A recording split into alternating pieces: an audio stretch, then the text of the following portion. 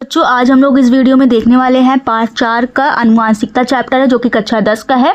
And ये वाला topic and यहाँ पे हम लोग जितने भी टॉपिक आज पढ़ने वाले हैं सब कुछ आपको मोस्ट इंपॉर्टेंट रहने वाला है आपके बोर्ड एग्जामिनेशन के लिए। तो बच्चों बिना टाइम वेस्ट करते हम लोग स्टार्ट करते हैं, क्योंकि आज हम लोग पूरा 1 शॉट कंप्लीट करने वाले हैं। एंड ये वाला जो लेक्चर रहेगा यहाँ पे पूरा एक ही वीडियो में मेंडल के तीनों नियम पढ़ेंगे, अनुवांशिकता, विभिन्नता, लिंग निर्धारण, सब कुछ आपको आज एक ही वीडियो में मिलने वाला है। तो वीडियो थोड़ी लंबी हो सकती है, तो हम लोग यहाँ पे अब देख लेते हैं बच्चों। सबसे पहले अनुवांशिकता के बारे में देखेंगे।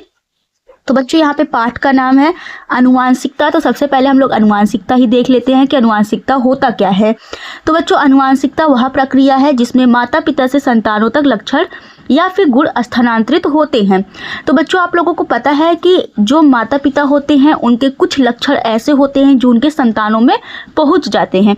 तो इसी प्रोसेस को बच्चों हम लोग अनुवांशिकता कहते हैं। आगे है बच्चों विभिन्नता। अब विभिन्नता क्या होता है, जैसे कि कुछ लक्षण माता पिता के बच्चों में तो जाते हैं संतान में, लेकिन पूरा सेम टू सेम क्लोन की जैसे नहीं दिखता। मतलब कि same to same carbon copy अपने माता पिता के जैसे नहीं दिखते, उनमें कुछ ना कुछ अंतर पाया जाता है, उसी को हम लोग विभिन्नता कहते हैं। ओके, आई होप आपको विभिन्नता और अनुवांशिकता समझ में आया होगा।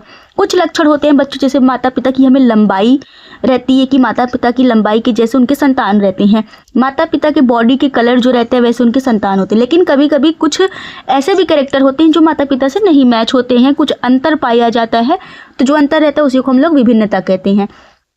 अब इसकी परिभाषा हम लोग देख लेते हैं। एक ही प्रजाति के विभिन्न जीवों में शारीरिक अभिकल्प और डीएनए में अंतर विभिन्नता कहलाता है। मैंने बोला ना कि जो अंतर मिलता है पूरा सेम टू सेम नहीं रहता, पूरा सेम टू सेम लक्षण मैच नहीं होता है, कुछ अंतर होता है, तो उसी को हम लोग विभिन्नता कहते हैं। तो बच्चों यहाँ पे हम लोगों ने अनुवांशिकता और विभिन्नता की परिभाषा देख ली है। अब बच्चों आगे हम लोग देखेंगे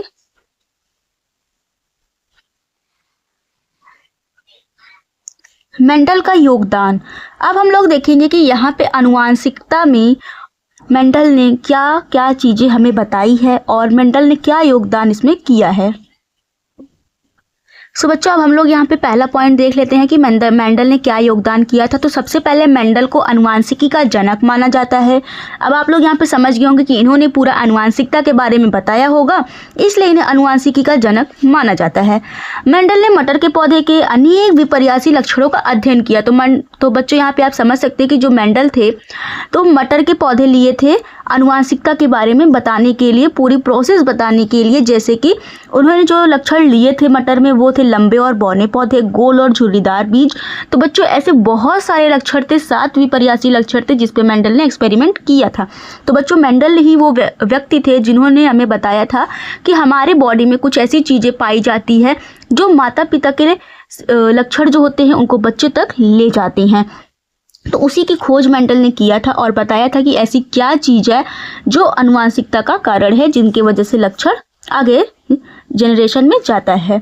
सो बच्चों अब यहाँ पे हम लोग देखेंगे कि मेंडल ने, आपके दिमाग में भी ये प्रश्न आया होगा कि मेंडल ने मटर का पौधा ही क्यों चूज किया।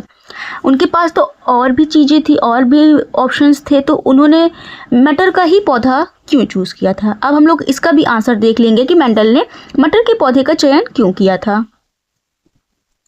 तो बच्चों अब आप यहाँ पे स्क्रीन पे देख सकते हैं, इसमें लिखा है इनका जीवन काल छोटा है। मतलब ये 1 वर्षीय पौधे हैं, इनको हम लोग 1 वर्ष के अंदर ही इनको हम लोग लगा सकते हैं और इनसे हमें बीज या फिर फल प्राप्त हो सकते हैं। सामान्यतः स्वपरागण होता है, परंतु कृत्रिम तरीके से पर परागण भी कराया जा सकता है। तो यहाँ पे बताया जा रहा है बच्चों कि इसमें स्वपरागण भी होता है, पर परागण भी। अब अगर आपको स्वपरागण नहीं पता और पर परागण नहीं पता तो इसके पहले वाले लेक्चर में आपको डिटेल से पढ़ाया गया है स्वपरागण के बारे में और पर परागण के बारे में। तो मटर के पौधे में तो स्वपरागण होता है, लेकिन इसे आर्टिफिशियल तरीके से अगर हम चाहें तो पर परागण भी करा सकते हैं। तो बच्चों ऐसे बहुत सारे रीज़न थे, जैसे कि जो मटर का पौधा था उसको हम लोग अपने अनुसार गमले में भी उगा सकते हैं। तो एक लक्षण इसमें यह भी था जिनके वजह से मटर का पौधा ही चूज किया था मेंडल ने। अब आगे हम लोग देखते हैं हमारा नेक्स्ट टॉपिक।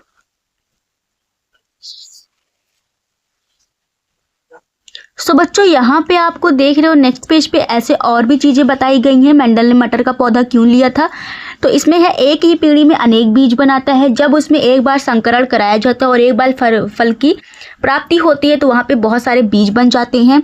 इसमें पुष्पों में नर तथा मादा जननांग एक ही पुष्प में होते हैं, मतलब कि बताया जा रहा है जो ये पौधे होते हैं ये द्विलिंगी होते हैं, मतलब ये पुष्प में नर भी भाग पाया जाता है और मादा भाग भी पाया जाता है, इसलिए भी मेंडल ने इसको चूज किया था। नहीं तो बच्चों यहाँ पे अदरवाइज हम लोग नर के लिए अलग से और मादा के लिए अलग से उगाना पड़ता पौधा, तो लेकिन इसमें क्या था, नर और मादा एक ही पुष्प में था। तो बच्चों यहाँ पे अब हमारा नेक्स्ट टॉपिक है आनुवांशिकता के नियम। तो मेंडल ने ये सारे जब एक्सपेरिमेंट किए बच्चे, तो वहाँ पर उन्होंने कुछ नियम भी बताया था। उनके निष्कर्ष जो थे अब हम लोग उनको देखेंगे कि मेंडल ने कौन कौन से नियम बताए थे, उन नियम में हमें बताया क्या गया था, तो वो सारी चीज़ें अब हम लोग देखेंगे। तो बच्चों मेंडल के मटर पर किए गए संकरण प्रयोगों के निष्कर्षों के आधार पर कुछ सिद्धांतों का प्रतिपादन किया जिन्हें मेंडल के आनुवांशिकता के नियम कहा जाता है। तो बच्चों जब उन्होंने मटर का पौधा संकरण कराया था मटर के पौधे में, तो वहाँ पे उन्होंने कुछ निष्कर्ष निकाला था लास्ट में कि उनको क्या मिला था, तो वही नियम के रूप में प्रतिपादित किया गया था। तो अब हम लोग देखेंगे नियम। तो बच्चों यहाँ पे अभी तक हम लोगों ने जो भी पढ़ा था वो तो आपके लिए इम्पोर्टेंट था, लेकिन अब हम लोग जो मेंडल के नियम पढ़ेंगे वो आपके लिए मोस्ट एंड मोस्ट इम्पॉर्टेंट है। वहाँ पे आपको वीडियो स्किप नहीं करनी है, वहाँ का आपको नोट्स भी बनाना है और उसको बहुत ही अच्छी तरीके से समझना है, ठीक है ना। तो यहाँ पे अब आप देख लेते हैं मेंडल के नियम। तो बच्चों जो मेंडल का नियम था वो 3 नियम उन्होंने बताया था। तो यह नियम निम्न प्रकार से है। तो बच्चों ये मैंने आपको नोट्स के हिसाब से लेके आया कि आप नोट्स भी बनाते होंगे, क्योंकि यहाँ पे जितने बच्चे जुड़े हुए हैं उनको पता है कि स्टार्टिंग से सारे वीडियोस के नोट्स भी मिलते हैं उनको, तो मैं उस हिसाब से लिखती हूँ ताकि आप अपने नोट्स बना सकें और फेयर कॉपी में इसको इंक्लूड कर सकें। तो बच्चों ये था अब हमारा सबसे पहले प्रभाविता का नियम, जिसे हम लोग लॉ ऑफ डोमिनेंस के नाम से भी जानते हैं। और ये जो नियम होता है बच्चों एक संकरण पे आधारित होता है। अब एक संकरण क्या होता है, जब अभी मैं संकरण करके दिखाऊंगी तब आपको पता चलेगा कि संकरण क्या है। तो अब यहाँ पे आप देख सकते हैं जब मेंडल ने भिन्न भिन्न लक्षणों वाले समयुग्मजी पादपों में, समयुग्मजी याद रखना बच्चों, अभी मैं संकरण कराऊंगी तो आपको बताऊंगी कि समयुग्मजी क्या होता है। समयुग्मजी पादपों में जब संकरण करवाया तो मेंडल ने एक ही लक्षण प्रभावी रूप से व्यक्त होता है और एक अप्रभावी लक्षण अपने आप को छिपा लेता है, इसी को प्रभाविता कहा गया और इस नियम को मेंडल का प्रभाविता का नियम कहा जाता है। तो बच्चों यहाँ पे आपको समझाया जा रहा है बेसिकली कि जब मेंडल ने समयुग्मजी पौधे, मतलब कि ऐसे पौधे जो समान रूप से लक्षण दिखाते थे, जैसे उन्होंने एक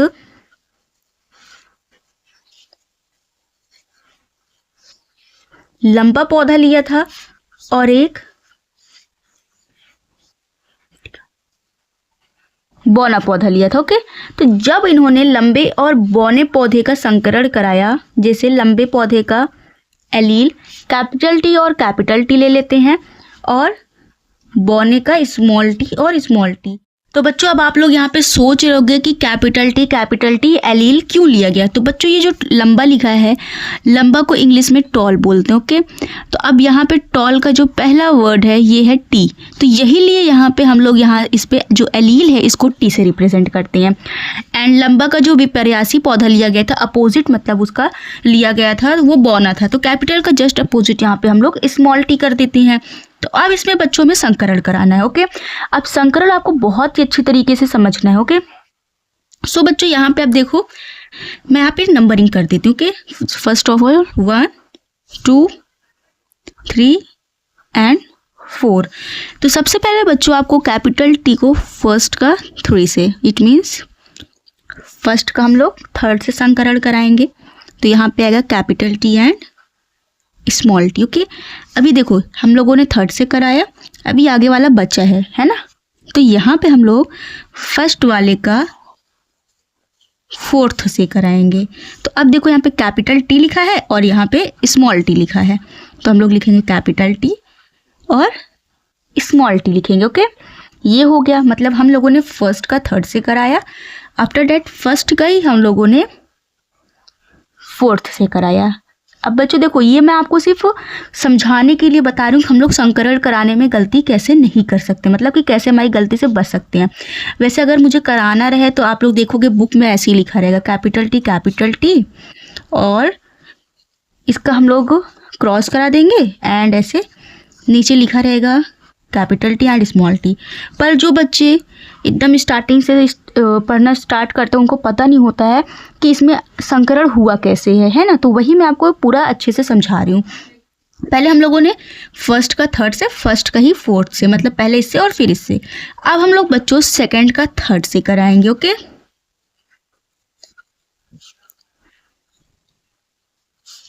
अब हम लोग पहले सेकंड का थर्ड से कराए। ओके, अब हम लोग सेकंड का फोर्थ से कराएंगे। तो इस तरीके से बच्चों कुछ हम अपना संकरण करा सकते हैं और अपने एग्जामिनेशन में जब हमारा एग्जाम रहेगा आपका, तो आपका संकरण में किसी भी तरीके की गलती नहीं होगी। अब यहाँ पे बच्चों हमें समझना था प्रभाविता का नियम।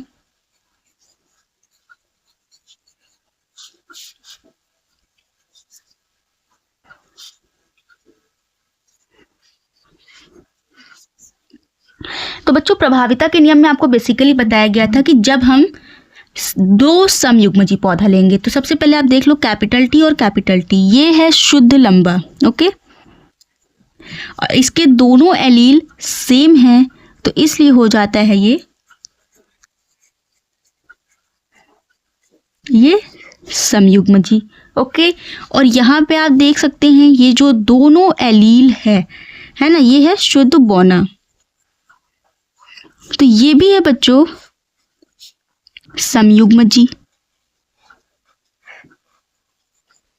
अब यहाँ पे जब दो समयुग्मजी के बीच में संकरण कराया गया, तो ये जो पहली पीढ़ी, ओके बच्चों, ये हमारी F1 जनरेशन है, मतलब कि ये पहली पीढ़ी है।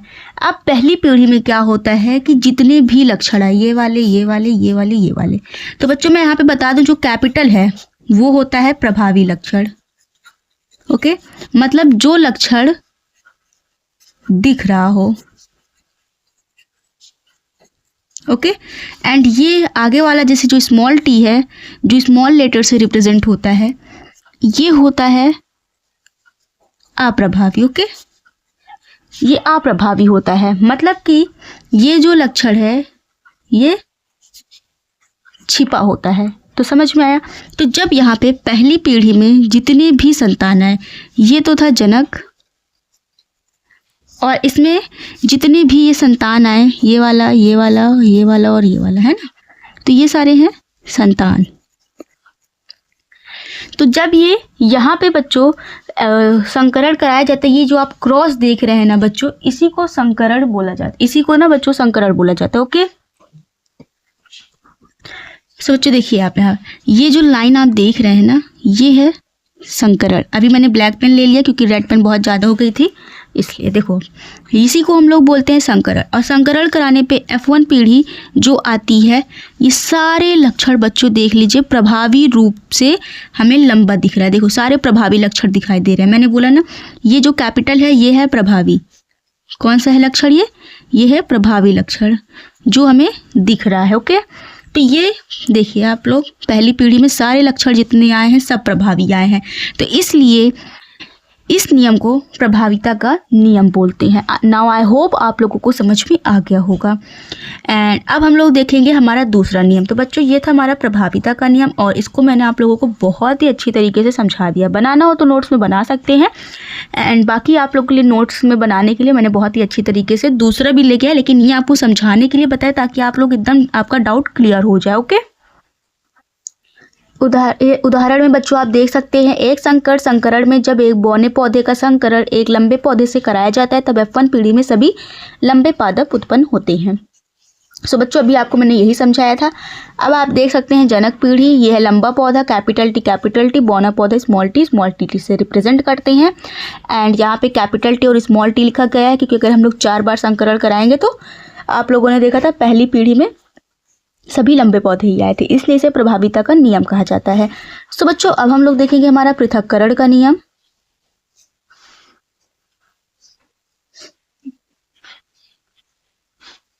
सो बच्चों इसमें बताया जा रहा है इस नियम के अनुसार एक आनुवांशिक लक्षण की विभिन्नताओं या विपर्यासी रूपों के कारक अधिक समय साथ साथ रहने पर भी अपरिवर्तित अर्थात शुद्ध बने रहते, जिनके फलस्वरूप युग्मकों में जाने वाले सभी कारक शुद्ध होते हैं। इस कारण इसको युग्मकों की शुद्धता का नियम कहते हैं। तो बच्चों मैं यहाँ पे इसको भी आपको समझा देती हूँ। बच्चों अब हम लोग देखेंगे यहाँ पे जो अभी हम लोगों ने नियम देखा युग्मकों की शुद्धता का नियम, इसमें आपको एग्जैक्टली समझाया क्या जा रहा है। तो सबसे पहले बच्चों अभी हम लोगों ने जो पहली पीढ़ी में देखा capital T and small T, ये था F1 पीढ़ी, मतलब कि फर्स्ट जनरेशन, पहली पीढ़ी के संतान थे। अब इसमें करा दिया जाएगा बच्चों स्वपरागण, है ना। स्वपरागण क्यों कराएंगे? क्योंकि देखो बच्चों यहाँ पे नोटिस करने वाली बात है, जब हम लोगों ने अभी लक्षण लिया capital T and small T मतलब कि शुद्ध लंबे पौधे और शुद्ध बौने पौधे, और जब बच्चों इनमें हम लोगों ने संकरण कराया तो जितने भी लक्षण आपको मिले थे सारे कैसे थे? संकर लंबे पौधे, इसको संकर लंबे पौधे बोलेंगे। तो यहाँ पे बच्चों आप लोगों ने देखा ये जो संतान आई है इनमें जो भी कैरेक्टर थे पेरेंट्स में, शुद्ध लंबा एंड शुद्ध बौना, मतलब capital T and small T, ये कहीं पे भी नहीं आया। तो ये लक्षण गए कहाँ? ये कहीं ना कहीं लक्षण इनके जीन में छुपे हुए थे, है ना। इनके जीन में ये लक्षण छिपे हुए थे, हमें सारे लक्षण पृथक होकर नहीं दिखाई दिए। अब यहाँ पे बच्चों पहली पीढ़ी में जितने भी लक्षण थे अच्छे से हमें नहीं दिखाई दिए थे। हो सकता है जो लक्षण छिपे हों, है ना, जो लक्षण इसमें छिपे हों वो अगर सेकेंड जनरेशन में जब जाएंगे शायद कि हमें वो लक्षण दिख जाए, है ना। मेंडल ने भी वही करना चाहा। तो वही अब हम लोग देखेंगे कि यहाँ पे कैपिटल टी स्मॉल टी है। अब इसमें जब हम लोग स्वपरागण कराएंगे capital T small T and capital T small T में, जब हम इसमें स्वपरागण कराते हैं, संकरण कराते हैं, तभी मैंने आपको समझाया था इसको कैसे कराएंगे। तो हम लोग लेते हैं first, second, third, fourth, okay. और हम लोगों का क्या रूल था यहाँ पे? फर्स्ट का कराना है थर्ड से, फिर फर्स्ट का ही कराना है फोर्थ से, फिर हम लोग सेकेंड का कराएंगे थर्ड से, देन आफ्टर हम लोग करेंगे सेकेंड का फोर्थ से। अगर हम लोग ऐसे करेंगे ना तो हमारा ये संकरण कभी गलत हो ही नहीं सकता है। अब हम लोग यही देख के करेंगे। जो फर्स्ट है अब हम लोग इसको कराएंगे थर्ड से, तो यहाँ पे आएगा capital T and capital T, okay बच्चों। आप यहाँ पे देख सकते हैं कि ऐसे कैपिटल टी कहीं पे भी यहाँ पे नहीं है, ओके, लेकिन ये वाला कैरेक्टर उनके संतान में आ गया। अब फर्स्ट का ही बच्चों कराएंगे फोर्थ से, तो यहाँ पे आ गया capital T and small T. So बच्चों अब हम लोग कराएंगे सेकेंड का थर्ड से, तो यहाँ पे हो जाएगा capital T and small T, and यहाँ पे हो जाएगा small T and small T. तो बच्चों अब आप देख सकते हैं कि जो कैरेक्टर पहली पीढ़ी के जनक में थे वो लक्षण भी यहाँ पे दिखाई दिए, मतलब सारे लक्षण पृथक पृथक होकर हमें दिखाई दे रहे हैं। यहाँ पे हमें कैपिटल टी मिल गया जो कि यहाँ पे कहीं नहीं है जनक में, लेकिन ये हमें कहाँ से मिल गया है ना, इसके पहले वाले से। अब उसके बाद कैपिटल टी इसमें था एंड स्मॉल टी यहाँ कहीं नहीं है। तो अब यहाँ पे आप देख सकते हैं सारे लक्षण बच्चों यहाँ पे पृथक पृथक होके हमें दिख गए हैं, और ये जो हमें मिला है ये है शुद्ध लंबा पौधा एंड ये वाला है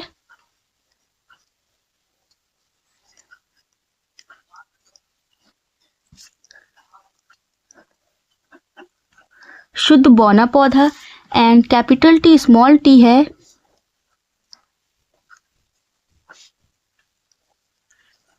संकर लंबा पौधा, ओके बच्चों।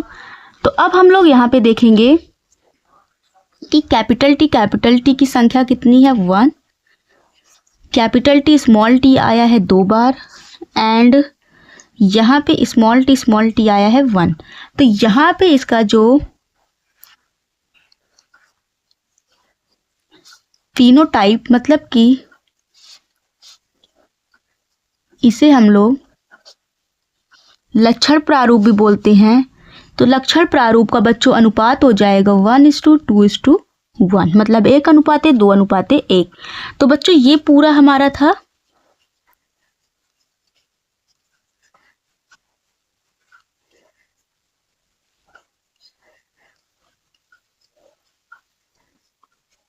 पृथक्करण का नियम।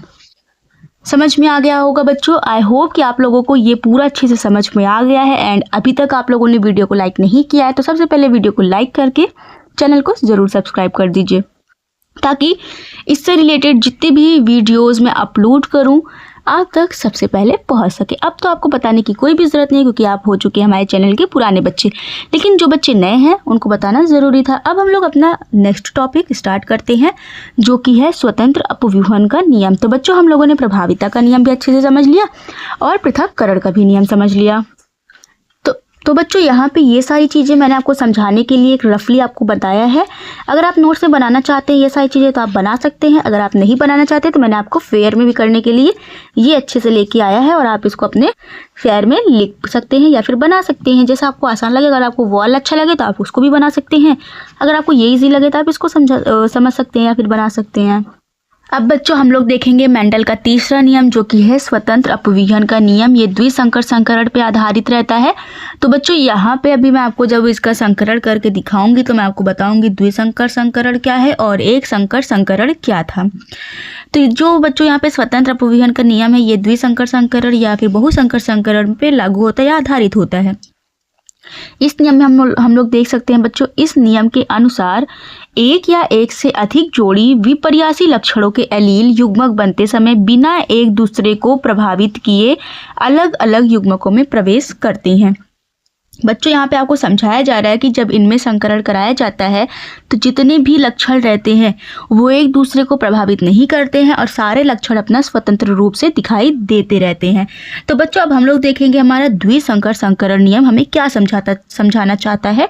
अब हम लोग इसको संकरण करके देखेंगे। अब बच्चों देखो, जब हम लोगों ने मेंडल का पहला नियम देखा था जो कि था प्रभाविता का नियम, तो वो था एक संकर संकरण। और जब हम लोगों ने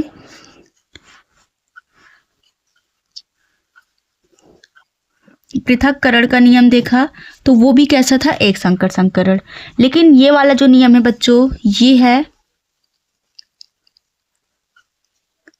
द्विसंकर संकरण। ओके, तो बच्चों यहाँ पे एक संकर संकरण और द्विसंकर संकरण से क्या आधारित है, क्या कहना चाह रहा है। तो बच्चों यहाँ पे देखो, जब एक संकर संकरण होता है तो इसका मतलब होता है कि एक बार में केवल हम एक ही लक्षण लेंगे। देखो कैपिटल टी स्मॉल टी, यहाँ पे केवल लंबा है एक लक्षण है, बौना एक लक्षण। ओके, ये केवल एक लक्षण से ही संकरण कराया जा रहा है। लेकिन जब हम लोग द्विसंकर संकरण की बात करते हैं तो यहाँ एक बार में दो लक्षण लिया जाएगा। तो बच्चों अभी जब मैं आपको लेके दिखाऊंगी द्विसंकर संकरण के लक्षण, तब आपको ज़्यादा समझ में आएगा। जैसे बच्चों अगर मैं आपको द्विसंकर संकरण समझाऊं यहाँ पे मेंडल का तीसरा नियम जो कि है स्वतंत्र अपव्यूहन का नियम, तो बच्चों ये जो है most difficult and most important topic है स्वतंत्र अपव्यूहन का नियम। एंड ये आपको आसानी से नहीं समझ में आएगा, इसीलिए आपको पूरा इसको डिटेल में अच्छे से समझना पड़ेगा बच्चों। इसकी सेपरेट वीडियो में समझाया जाता है, लेकिन मैं आपको रिवीजन के लिए वन शॉट में लेके आई हूँ। वीडियो थोड़ी लंबी हो जाएगी बच्चों, लेकिन आप अच्छे से आज समझ के जाएंगे। इस वीडियो में पूरा अच्छे से संकरण कराना आप सीख जाएंगे। एंड आई होप कि आपको प्रभाविता का नियम एंड पृथक्करण का नियम बहुत ही अच्छी तरीके से समझ में आएगा। जो बच्चों को आज से पहले कभी भी संकरण कराना नहीं आता था वो आज संकरण कराना अच्छे से सीख गए होंगे। तो बच्चों अब हम लोग देखेंगे ये द्विसंकर संकरण क्या होता है। एक संकर संकरण तो हम लोग ने देख लिया, द्विसंकरण देखेंगे। तो बच्चों यहाँ पे द्विलक्षण का तात्पर्य है कि जैसे मेंडल यहाँ पे संकरण सबसे पहले कराते हैं, जो मटर लेते हैं वो गोली लेते हैं और पीले कलर की लेते हैं। ओके, गोल और पीला एक बार में ये दो लक्षण लिए। अब इसका संकरण कराएंगे हरा और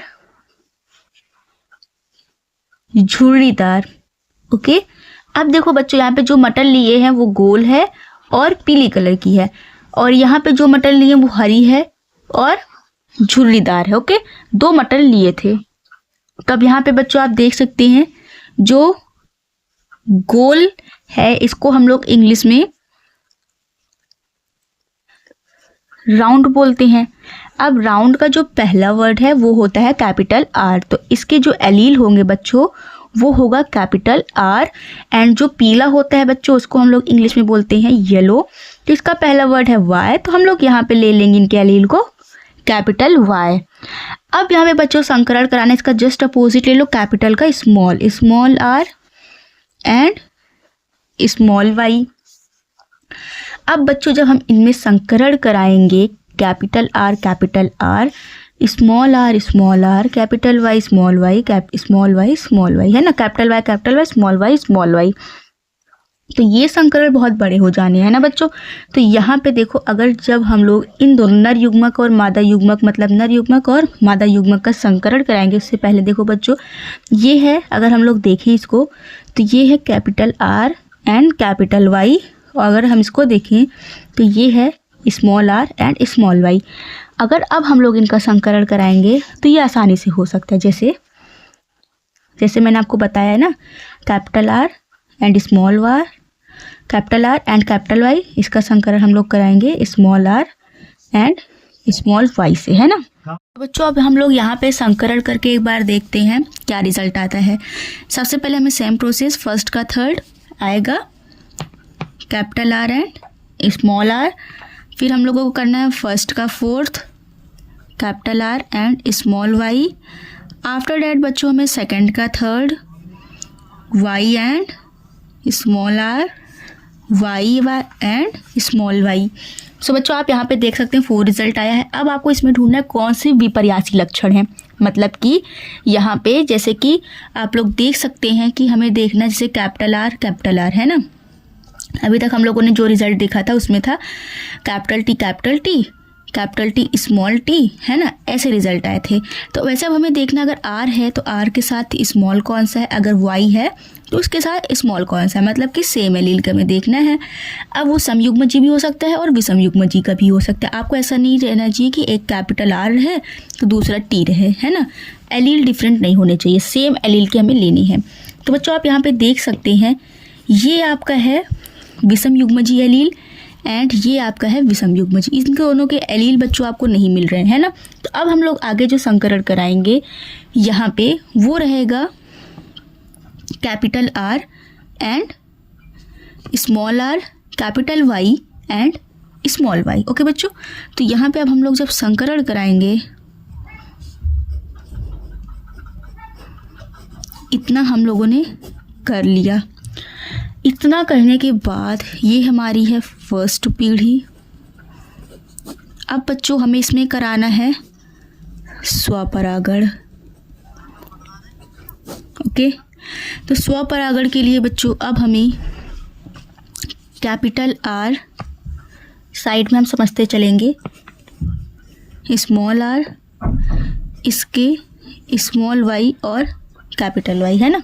इनमें जब हम लोग देखेंगे बच्चों तो ये आ जाएगा फर्स्ट का third capital R and capital Y. Next हमारा रहेगा इसमें कैपिटल आर स्मॉल वाई,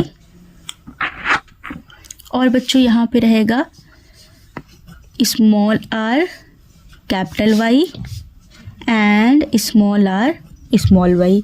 कराने पर ये आएगा बच्चों, मैंने आपको जैसा ट्रिक बताया है, फर्स्ट का थर्ड, फर्स्ट का फोर्थ, फिर उसके बाद सेकंड का थर्ड, सेकंड का फोर्थ, तो ये आपको रिजल्ट मिल जाएगा। इतना हो गया। इनमें कराना है हमें स्वपरागण। इनका बच्चों इन्हीं के साथ ऐसे ऐसे पूरा कराना रहेगा, तो ये बहुत बड़ा बन जाएगा। और इसको समझने के लिए बच्चों हमें बनाना पड़ेगा checker board.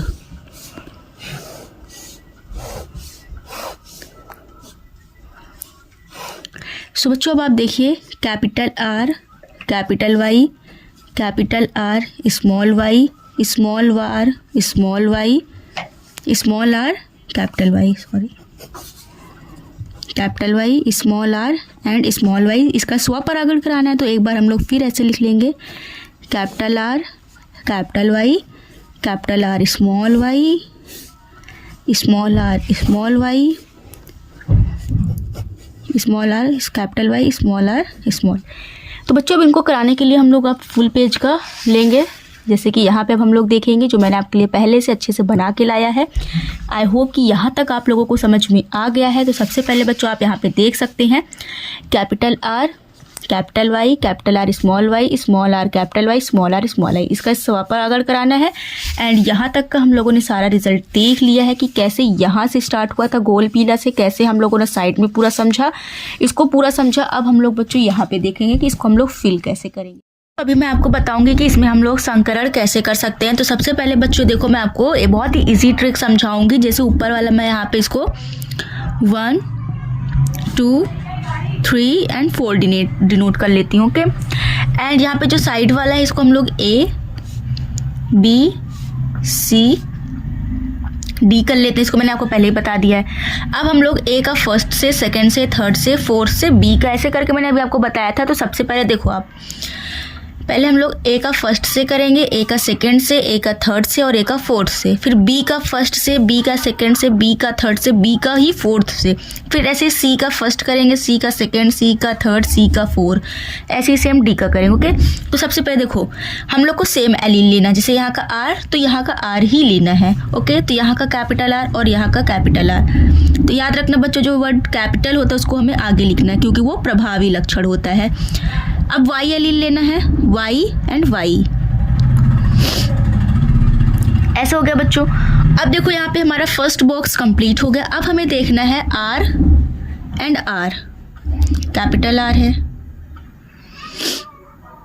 Okay, Y and small y, जो लक्षण प्रभावी है कैपिटल उसे हम आगे रखेंगे एंड स्मॉल y को हम लोग बाद में लिखेंगे। वैसे ही कैपिटल R, यहाँ वाला स्मॉल r, यहाँ का कैपिटल और यहाँ का कैपिटल। अब यहाँ का कैपिटल R और यहाँ का स्मॉल r और यहाँ का कैपिटल Y और यहाँ का स्मॉल y। ओके बच्चों, इतना हो गया। अब यहाँ पे हमें नेम भी लिखना है कि कहाँ राउंड है। जैसे फॉर एग्जांपल मैं आपको यहाँ पे समझा दूँ कि अगर R है देन हमें गोल लिखना है, कैपिटल R स्मॉल r है फिर भी हमें गोल लिखना है, कैपिटल Y है तब हमें पीला लिखना है। ओके, मैं आपको ये सारी चीज़ें बता दे रही हूँ। अगर कैपिटल Y स्मॉल y है तब पर भी हमें इसे पीला लिखना है। ओके बच्चों, अब यहाँ पे मैं आपको बच्चों ब्लैक पेन से बताती हूँ, आपको ज़्यादा अच्छे से दिखाई देगा। अगर हम लोग अब कहीं स्मॉल y है तब हम लोग वहाँ पे, मैं दोनों लिख दूं पहले,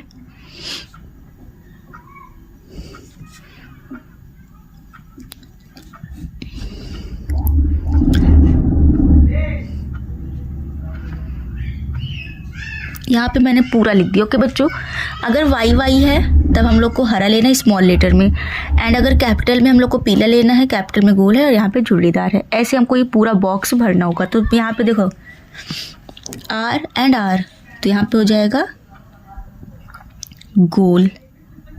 ओके, y मतलब y और y यहाँ है पीला इसे, ठीक है ना। वैसे ही R एंड R कैपिटल में है तब हम लोग इसको गोल लिखेंगे, कैपिटल Y और स्मॉल y पीला है तो यहाँ पे पीला हो जाएगा। R एंड स्मॉल r गोल है, कैपिटल Y ये पीला होगा। सेम ऐसे ही यहाँ पे गोल और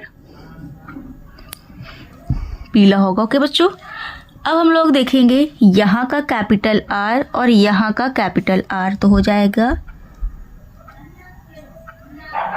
कैपिटल R, यहाँ का स्मॉल वाई, यहाँ का कैपिटल वाई। तो जो लक्षण प्रभावी है उसको हम आगे लिखेंगे और जो लक्षण अप्रभावी है उसको हम लोग बाद में लिखेंगे। ऐसे यहाँ का कैपिटल आर और यहाँ का कैपिटल आर, स्मॉल वाई है,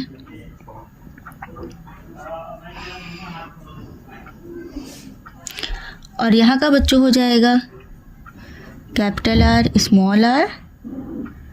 कैपिटल वाई, स्मॉल वाई। ऐसे ही बच्चों हमारा लास्ट वाला भी बॉक्स भर लेते हैं।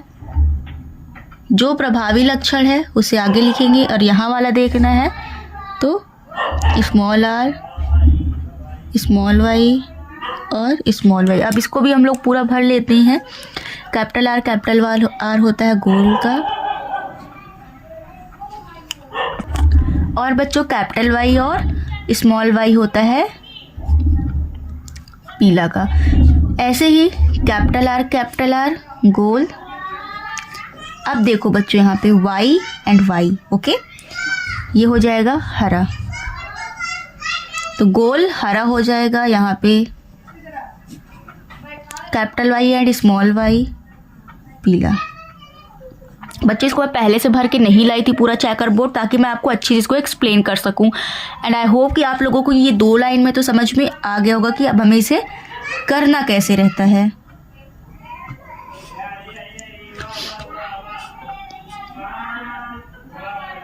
Small Y and small Y, तो यहाँ हो जाएगा हरा। ओके बच्चों, सो बच्चों आपका समय कम लगे इसलिए मैंने इसको जल्दी से कर दिया। ओके, अब आप स्क्रीन पे देख सकते हैं ये पूरा हो चुका है। अब इसी तरह अब हमें इसको पूरा नाम लिखना है। कैपिटल आर और स्मॉल आर, मतलब कि यहाँ पे गोल पीला होगा। सो बच्चों अभी आप स्क्रीन पे देख सकते हैं मैंने इसको आपके लिए पूरा जल्दी से कर दिया ताकि आपका समय बहुत ही कम लगे। अब हमें गिन के लिखना है कि गोल पीला कितनी बार आया है, तो ये हो जाएगा 9। उसके बाद गोल हरा जो है बच्चों वो है 3 बार। झुर्रीदार पीला बच्चों ये भी है 3 बार। झुर्रीदार हरा ये है 1 बार। ओके बच्चों, जब आप यहाँ पे देखेंगे तो आपको दिख जाएगा काउंट करने पर। तो इसका हो जाएगा बच्चों लक्षण प्रारूप।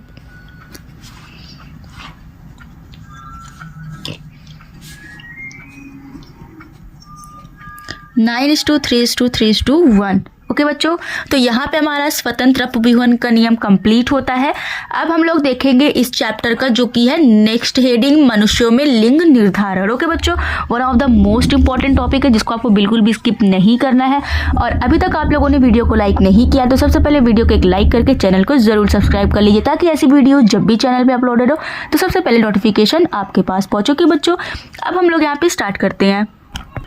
सो बच्चों अब हम लोग देखेंगे मनुष्यों में लिंग निर्धारण। तो सबसे पहले लिंग निर्धारण समझने के लिए बच्चों यहाँ पे हमें पता होना चाहिए गुणसूत्र के बारे में। तो हमारे शरीर में बच्चों 23 जोड़ी गुणसूत्र पाए जाते हैं मनुष्यों के शरीर में, जिनमें से 22 जोड़ी जो होते हैं समजात होते हैं, मतलब कि समान होते हैं, जिन्हें हम लोग कायिक गुणसूत्र बोलते हैं। और एक जोड़ी जो गुणसूत्र होता है बच्चों वो स्त्री और पुरुष दोनों में अलग अलग पाया जाता है, जो कि हमारा 23वां मतलब सबसे आखिरी वाला जो जोड़ा होता है वो आखिरी का जो जोड़ा होता है नर और मादा, मतलब स्त्री और पुरुष दोनों में एक होता है। मतलब कि स्त्री में XX पाया जाता है और पुरुषों में XY पाया जाता है। तो बच्चों अब हम लोग देखेंगे कि यहाँ पे स्त्री का गुणसूत्र निर्धारित करेगा कि पुरुष का सूत्र निर्धारित करेगा कि आने वाली जो संतान होगी वो नर होगी या फिर मादा होगी। ओके बच्चों, तो बच्चों अब हम लोग इसका संकरण कराएंगे, जैसा कि आप यहाँ पे देख सकते हैं। XX है और XY है। ओके बच्चों, यहाँ पे XY है तो ये पुरुष का गुणसूत्र है, और यहाँ पे XX है मतलब कि ये स्त्री का गुणसूत्र। ओके बच्चों, अब हम इसे संकरण कराएंगे। तो संकरण कराने के लिए मैं सबसे पहले आपको रफली ऐसे एक्सप्लेन करती हूँ। सो बच्चों अब आपको मैं इसको एक्सप्लेन करने के लिए एक वाइट पेज देती हूँ, और इस वाइट पेज पे आपको बहुत ही अच्छी तरीके से समझाऊंगी एक्सप्लेन करके, संकरण करके। जैसे कि आपको पता है हमारे पास होता है XY गुणसूत्र जो कि होता है मेल्स के लिए, एंड यहाँ पे बच्चों होता है XX गुणसूत्र जो कि होता है फीमेल्स के लिए। ओके बच्चों, ये है पुरुष का गुणसूत्र, और हमारा XX जो होता है ये होता है स्त्री का गुणसूत्र, है ना। अब इनमें जब हम लोग संकरण कराएंगे बच्चों, आप लोग देख सकते हैं कि जो गुणसूत्र है और वाई गुणसूत्र है। एक्स गुणसूत्र जो होता है वो मादा को निर्धारित करता है और वाई गुणसूत्र अगर हुआ तो वो पुरुष को निर्धारित करता है। तो आप देख सकते हैं कि यहाँ पे स्त्री के शरीर में ऐसा कोई गुणसूत्र होता ही नहीं जो नर या मादा को डिफाइन करे, इसके पास सिर्फ मादा का गुणसूत्र होता है। तो यहाँ पे अब हम लोग देखेंगे शुक्राणु जो होता है, यहाँ पे अगर फीमेल के अंडाणु से निषेचित करता है, अगर पुरुष का एक्स वाला गुणसूत्र है ना, पुरुष का एक्स वाला गुणसूत्र अगर मादा के एक्स गुणसूत्र से निषेचित करता है, मतलब कि पुरुष का एक्स शुक्राणु अगर मादा के एक्स अंडाणु से निषेचित करता है तो आने वाली संतान जो होती है वो पुत्री होती है। लेकिन बच्चों अगर यहाँ पे आप देख सकते हैं कि ये जो एक्स गुणसूत्र है, अगर इसके दूसरे युग्मक पे देखें, यहाँ पे 2 युग्मक हैं तो दोनों एक्स एक्स ही होता है, तो यहाँ पे आने की जो संभावना होती है वो पुत्री होती है। लेकिन बच्चों अगर देखा जाए, अगर पुरुष का वाई गुणसूत्र अगर स्त्री के एक्स अंडाणु से निषेचित करता है तो आने वाली संतान जो होता है वो पुत्र होने की संभावना रहती है। मतलब कहने का अर्थ इतना ही है कि अगर पुरुष का वाई गुणसूत्र जब निषेचन में पार्टिसिपेट करता है, निषेचन में भाग लेता है, तभी आने वाली संतान पुत्र होगी, अदरवाइज नहीं होगी। जब पुरुष का एक्स अंडाणु मतलब कि एक्स वाला ये वाला युग्मक एक्टिवेट रहेगा, ये वाला निषेचन करेगा तो आने वाली संतान पुत्री हो जाती है। तो मतलब ये टोटली डिपेंड है कि पुरुष का कौन सा गुणसूत्र स्त्री के गुणसूत्र से निषेचन कर रहा है, शुक्राणु कैसे यहाँ पे अंडाणु से निषेचन कर रहा है, कौन सा वाला गुणसूत्र कर रहा है, तभी वो डिफाइन होगा कि आने वाली संतान पुत्र होगी या पुत्री होगी। तो फीमेल का इससे कोई भी लेना देना नहीं है क्योंकि फीमेल के पास तो एक्स एक्स ही। ओके बच्चों, तो अब हम लोग यहाँ पे अगर आप फेयर करना चाहते हैं तो फेयर के लिए मैं अच्छे से बना के लाई हूँ। तो यहाँ पे है बच्चों पुरुषों का और स्त्रियों का आप देख सकते हैं निषेचन हुआ है, जिसमें बच्चों एक्स एक्स मतलब कि 50% चांसेस है पुत्री आने की एंड 50% चांस होते हैं पुत्र होने के, समझे। अगर अब इसे आपको फेयर में लिखना है तो यहाँ पे अभी थोड़ा सा है तो मैं आपको लिख के बता दे रही हूँ कैसे आप अपने एग्जाम में इसको लिख सकते हैं। एंड ये मोस्ट इंपॉर्टेंट है, ये आपके एग्जाम में आ सकता है एंड ये आपके प्री बोर्ड में भी आ चुका है। तो बच्चों मैं आपको लिख के बता रही हूँ, आप इसको लिख सकते हैं। मैं साथ ही साथ बोलते चल रही हूँ ताकि आप इसको लिख सकें। तो आपको लिखना है बच्चों, निषेचन के समय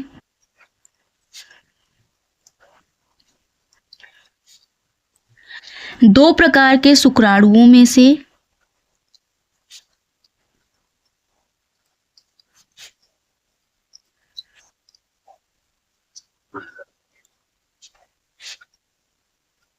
दो प्रकार के शुक्राणुओं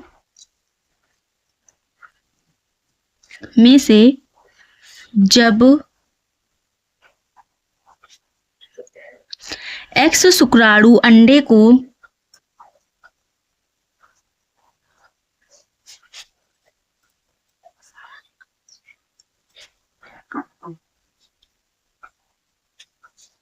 निषेचित करता है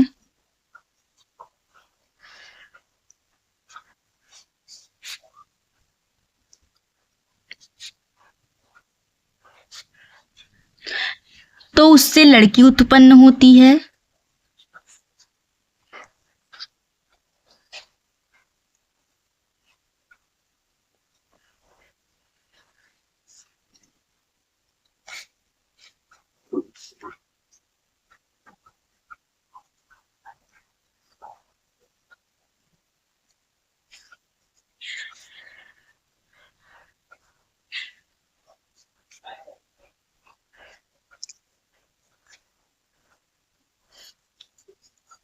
इसमें आप लिख सकते हैं इसी प्रकार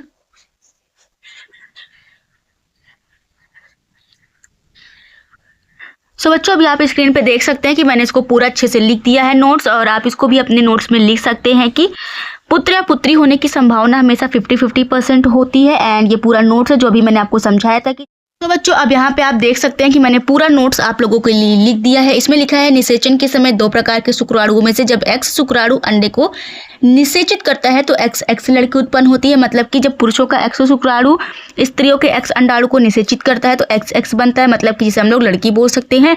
और जब पुरुष का वाई शुक्राणु फीमेल के एक्स अंडाणु को निषेचित करता है तो आने वाली संतान हमेशा क्या होती है, लड़का होती है और ये संभावना 50-50% होता है, चांसेस 50-50% होता है।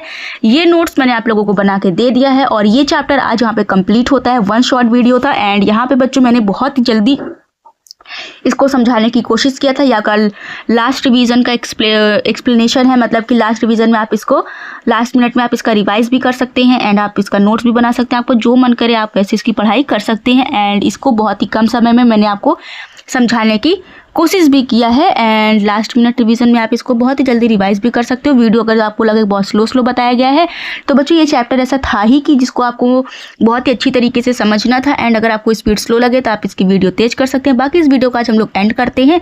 तो वीडियो अच्छी लगी हो तो बच्चों वीडियो ज़्यादा से ज़्यादा लाइक करें, शेयर करें एंड ऐसी और अमेजिंग वीडियोज़ के लिए चैनल को जरूर सब्सक्राइब करें। Thank you, bye bye.